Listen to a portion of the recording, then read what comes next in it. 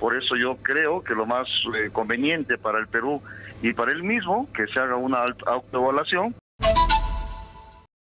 Tenemos una situación particularmente complicada, Mesías, y la pregunta es cómo salimos de ella, porque tenemos un gabinete donde hay gente calificada, gente notable incluso, pero hay toda una perturbación que comienza con la decisión de poner como presidente del Consejo de Ministros al señor Guido Bellido, que sin que esto lo convierta en culpable para nada, tiene una investigación abierta por supuesta apología del terrorismo y tuvo en algún momento expresiones homofóbicas y misógenas. Entonces, y aparte hay una interferencia clarísima del doctor Vladimir Cerrón en el nombramiento de personas en puestos claves, como la directora de Provías, o en este caso pretende intervenir directamente en el nombramiento del reemplazo a Fiorella Molinelli en E-Salud.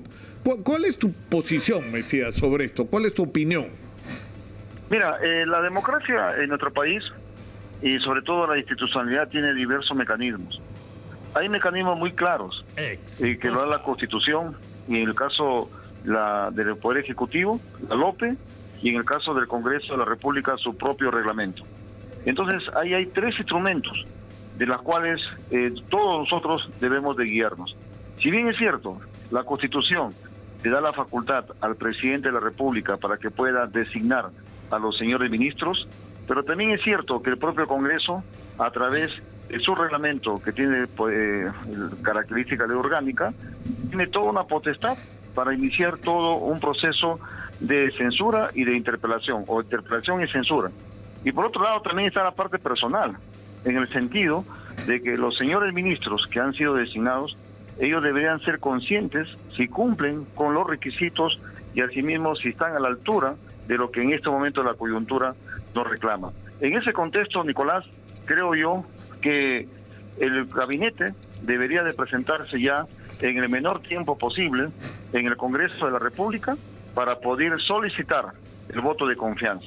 Es ahí donde vamos a ver cómo están hechos estos señores ministros, porque luego una vez que se da el voto de confianza, ya cada ministro tiene que ir a cada cartera, a cada comisión especializada para dar a conocer sus acciones y sus propuestas. Y por lo tanto hay otro mecanismo que también se podría actuar, como repito, si hay ministros que no están a la altura, está la interpelación y luego está la censura. Ahora, ¿cuál es tu opinión sobre el caso particular de Guido Bellido? Tú has dicho en una entrevista que él tiene que autoevaluarse, es decir, algo así como hacer una reflexión sobre si realmente es la persona más indicada para el ejercicio de la función en estas circunstancias políticas tan particulares. Eso es lo que yo te dije hace un instante, es decir, que es un tema personal. Yo la verdad que no conozco al señor Bellido, tampoco puedo tener un juicio de valor sobre su persona, ni sobre su condición personal, laboral y moral. No lo conozco, no podría calificarlo.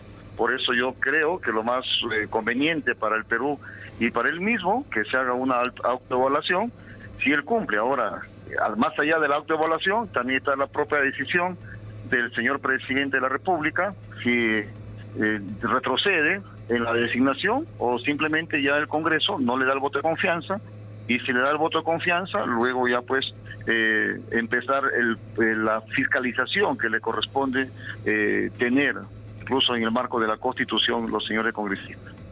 Ahora, el problema es que lo ideal sería llegar con cierto consenso a la presentación del gabinete ante el Congreso y se supone que esa es la intención de estas reuniones previas entre las bancadas y el presidente del Consejo de Ministros. O sea, escucharse mutuamente, ¿no? Correcto, eso es el mecanismo, eso es el escenario que debería de darse, pero por eso, como tú mismo manifiestas, por ejemplo, han habido otras designaciones que ahí entro a tallar o entremos a tallar con el tema de la ley orgánica del Poder Ejecutivo, donde incluso la Contraloría también tiene que verificar si las personas que están siendo propuestas o designadas en cargos de confianza, caso como tú acabas de mencionar, que el tema de Provía descentralizado, ahí está la Contraloría también. Fíjate que a nivel de gobiernos regionales y municipales, la Contraloría está encima de nosotros, y yo aplaudo y estoy alegre y contento que esté encima de nosotros, fiscalizándonos y controlándonos. Pero porque la pregunta es, ¿pero por qué están solamente encima de los gobiernos regionales y municipales, pero no encima del gobierno nacional? Más aún en directorios muy importantes como es Provía descentralizado, Provía nacional, igual ocurre en vivienda, igual ocurre en producción, es decir, en todas las carteras. Por lo tanto, ahí también tiene que ejercer un control en el marco del que le da la Constitución a la propia Contraloría General de la República. ¿Y eso por qué tiene que ocurrir? Para ayudarle al señor presidente de la República, Pedro Castillo, para que haga un gobierno eficiente y transparente que responda a los intereses nacionales. Provía Nacional, como tú lo acabas de mencionar, es una de las direcciones con más actividad que han habido y por lo tanto tiene que tenerse bastante cuidado a quién se designa, como secretarios generales, como jefe de gabinete, asesores de gabinete, claro, de todos los ministerios. Eso por lo tanto, ahí también entra la Contraloría. ¿Sabes a dónde nos lleva eso, Mesías? A la interrogante que la hemos conversado incluso alguna vez contigo hace algún tiempo sobre el tema de los puestos de confianza. Es decir, ¿por qué, por ejemplo, el jefe o la jefa de Provía descentralizado tiene que ser un puesto de confianza colocado por el presidente o por el presidente del Consejo de Ministros? Es decir, ¿por qué este no es un cargo al que se accede luego de un proceso de desempeño profesional y a través de un concurso público? O sea, ¿no sería eso lo razonable? Yo en lo personal estoy de acuerdo. Es decir, que hay que fortalecer la parte de recursos humanos, la parte burocrática en el buen sentido de la palabra, en el marco de la meritocracia. Por eso es otro tema que está en curso. Y a muy poco se le ponen los reflectores, que es la transformación del Estado, donde sin lugar a dudas está contar con una burocracia moderna, profesional y transparente, y sobre todo con sensibilidad social, que saquen los proyectos adelante como corresponde. Y yo estoy de acuerdo, y para tener en esos cargos tiene que haber ya una meritocracia, tiene que haber una formación académica que esté a la altura de esos cargos. Por lo tanto, yo creo que ahí debemos de corregirlo, y yo también estoy insistiendo otro mecanismo, otro espacio, Nicolás, que es que se convoque ya al Acuerdo Nacional. Y yo le invoco al señor presidente de la República, Pedro Castillo, que invoque al Acuerdo Nacional. Él es el que convoca a través del foro. Max Hernández, estoy seguro que está a la espera que convoque. ¿Y por qué el Acuerdo Nacional? Porque en el Acuerdo Nacional están todas las fuerzas políticas, están los partidos políticos representados en el Congreso, están los gremios empresariales, están los gremios sindicales, los gremios religiosos, están todos. Por lo tanto, es importante que ahí también tengamos en cuenta la convocatoria de ese espacio democrático que estoy seguro que nos va a ayudar a trazar una ruta democrática para sacar adelante a nuestro país. Un espacio para escuchar, dirías tú. Escuchar, y fíjate que también otro paso, por ejemplo, que deberíamos dar en el fortalecimiento de los espacios democráticos es hacer que el Acuerdo Nacional sea vinculante con el gobierno, no tengamos miedo. Por ejemplo, hay 35 políticas de Estado que se han discutido, que se han consensuado, que se han debatido por muchos años, que están a la espera que se implementen. Por ejemplo, en el tema de salud. En el tema de salud, en el 2015, mi estimado Nicolás, ya se discutió cómo debería ser el sistema de salud en el Perú. Solamente está para aplicarlo. Entonces, hay que llevarlo eso a una política pública y ya aterrizarlo a través del Ministerio de Salud y, por ejemplo, consensuando que todo el sistema sea único, no como ahora estamos desagregados, estamos sectorizados y atomizados. Está de salud, están las fuerzas de sanidad, está MINSA, están los municipios, las ONGs, que al final no hay una rectoría que debe cumplir su cabalidad por el Ministerio de Salud. No, el ejemplo más claro de la eficiencia de este concepto distinto es la vacunación.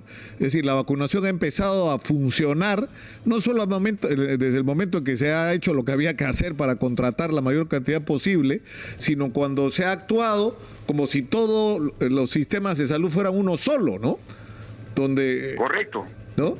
Correcto, eso es un ejemplo claro, pero ahí también, aprovechando la palabra vacunación, hay que invocar a toda la población también a nivel nacional que por favor no se dejen de desinformar, no se dejen sorprender por aquellos comentarios absurdos, aquellos comentarios irresponsables que vienen haciendo ciertos políticos, que yo la verdad que creo que no son políticos sino son politiqueros, que están haciendo tener miedo, por ejemplo, a la vacuna Sinopharm, que están teniendo miedo a las vacunas que no sean Pfizer. Por lo tanto, todas las vacunas son buenas, por favor.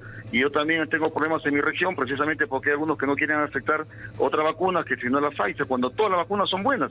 Pero sin embargo, eso sale de ciertos pseudos opinólogos, pseudos especialistas, que al final provocan esta difícil situación, trayendo serias consecuencias negativas para nuestro país y sobre todo para la población.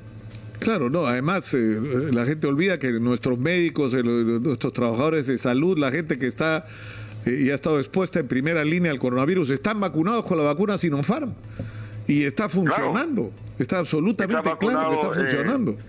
Las primeras vacunas han sido el personal de primera línea, médicos, enfermeras, incluso también a nuestra policía, a nuestro ejército, al serenazgos, todo lo que hemos vacunado en todas las regiones, pero sin embargo ahí estamos teniendo serios inconvenientes y ahí también creo yo que todos los medios de comunicación deberíamos de ayudarnos para poder articular acciones concretas para favorecer a nuestra población. Ahora, si tú pudieras, te voy a repetir la pregunta que le hice hace unos minutos a Hernando de Soto, que tiene una visión bien particular. Yo creo que está un poco sesgado, Hernando, con respecto a la supuesta presencia de terroristas en el gobierno, ¿no? Pero o la influencia de terroristas en el gobierno. Yo creo que las características políticas del doctor Vladimir Cerrón no son esas, ¿no?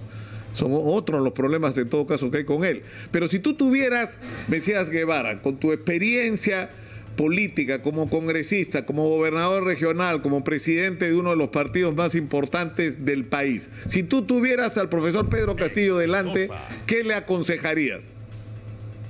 Bueno, yo lo que le aconsejaría al profesor Pedro Castillo, en primer lugar, salvando la distancia, ¿no? Porque creo que es el presidente, es un gobernador, más que aconsejarle, darle una sugerencia, sería que sin lugar a dudas lo primero que tiene que hacer es rodearse de personas altamente capacitadas, profesionales, y que no tenga mucha desconfianza, porque en el Perú hay grandes profesionales independientes y que están en el mundo académico, y sobre todo apoyarse en las políticas de Estado, en las políticas públicas, y recoger las experiencias que hay en todo el Perú. Hay experiencias en las regiones muy buenas en agricultura, en educación, en salud, en turismo, en producción, y esas ya hay que hacerlas simplemente nacional. Y por otro lado, pues que tiene que hacer un gobierno con 3 Cs, es decir, un gobierno con la C de concertación, con la C de consenso y con la C de continuidad de lo bueno que hasta ahora se está haciendo en el Perú.